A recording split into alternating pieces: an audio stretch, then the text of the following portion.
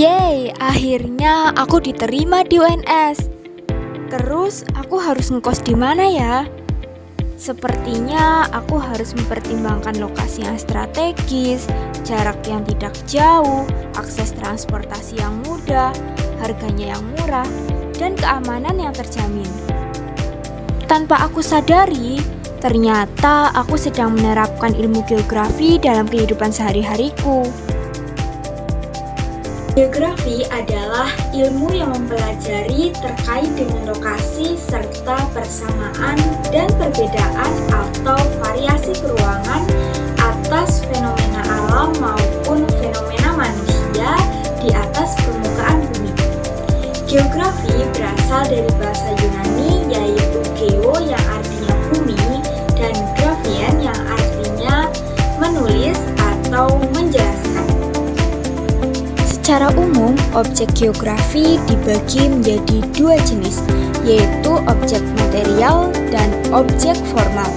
Objek material berkaitan dengan hal pokok yang dapat diamati dan dikaji yang bersifat bendawi dan nyata.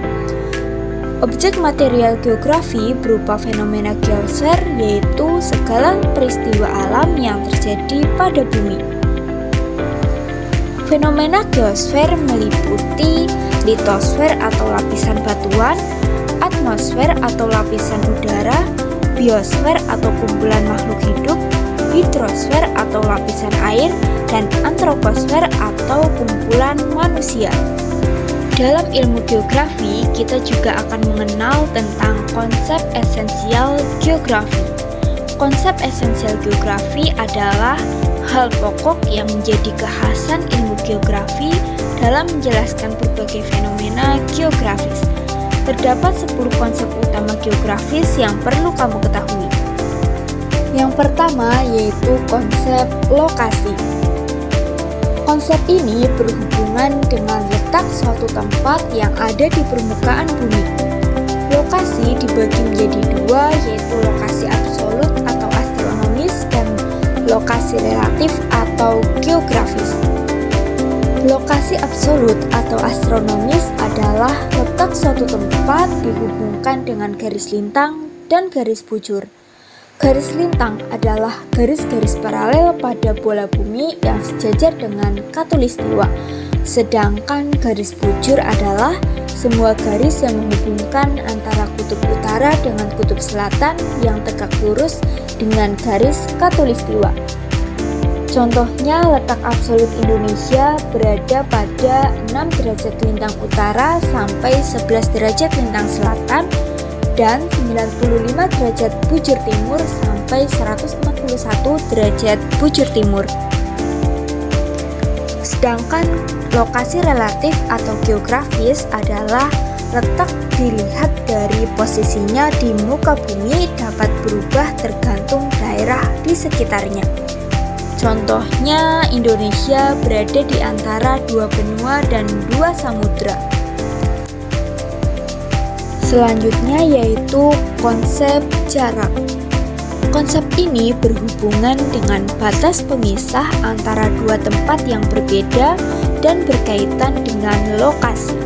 Contohnya, jalan raya ini menghubungkan jarak antara pasar dengan pedesaan dari segi ekonomi. Konsep jarak dibagi menjadi dua, yaitu jarak absolut dan jarak relatif. Jarak absolut adalah berkaitan dengan satuan pengukuran jarak.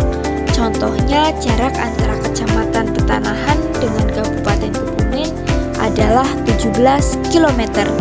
Sedangkan jarak relatif yaitu berkaitan dengan waktu tempuh.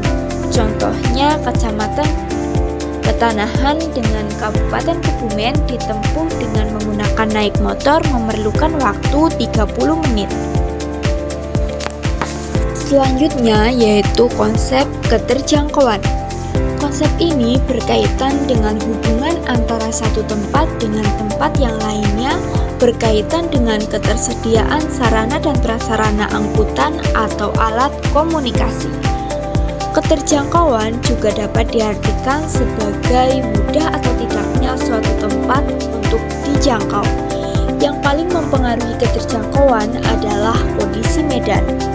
Contohnya, Papua sulit dijangkau dengan transportasi darat karena kondisi medannya berupa pegunungan dan rawa-rawa. Selanjutnya yaitu konsep pola. Konsep ini berhubungan dengan suasana, bentuk atau persebaran fenomena dalam ruang lingkup bumi, baik bersifat alami ataupun bersifat sosial budaya. Contohnya, pola aliran sungai yang terbentuk secara alami berdasarkan kondisi muka bumi. Contohnya, pola aliran dendritik. Selanjutnya yaitu konsep morfologi. Konsep ini berhubungan dengan bentuk permukaan bumi sebagai akibat dari tenaga endogen dan tenaga eksogen.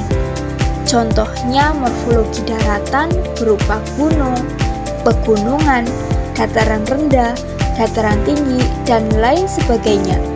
Sedangkan morfologi lautan dapat berupa palung, gunung laut, dan lain sebagainya. Selanjutnya yaitu konsep aglomerasi. Konsep ini berhubungan dengan adanya pemusatan atau pengelompokan fenomena geosfer pada suatu tempat atau kawasan. Contohnya permukiman kumuh, permukiman elit, kawasan industri, dan lain sebagainya. Selanjutnya yaitu konsep nilai kegunaan. Konsep ini berhubungan dengan nilai guna tempat-tempat di permukaan bumi yang berkaitan dengan manfaat dari fenomena yang ada dan bersifat relatif atau tergantung yang menggunakan. Contohnya, pantai bagi masyarakat sekitar digunakan untuk mencari nafkah, sedangkan pantai bagi masyarakat kota digunakan untuk pariwisata.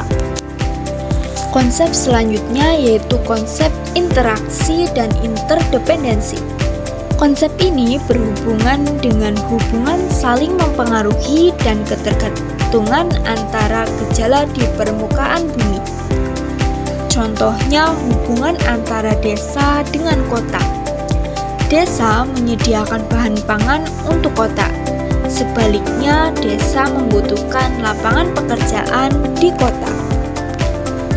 Konsep selanjutnya yaitu konsep diferensiasi area. Konsep yang berhubungan dengan adanya perbedaan antara satu tempat dengan tempat lainnya.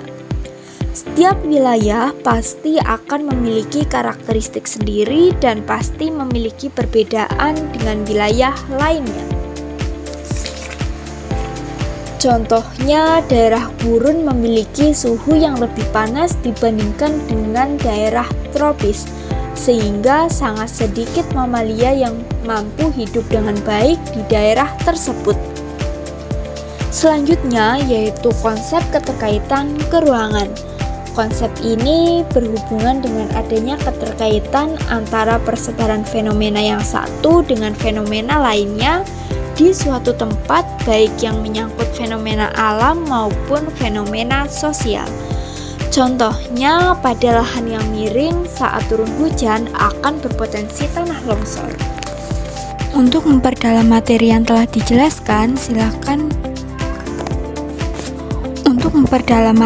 telah dijelaskan, silahkan kerjakan kuis berikut ini. Sekian video kali ini, sampai jumpa di video selanjutnya.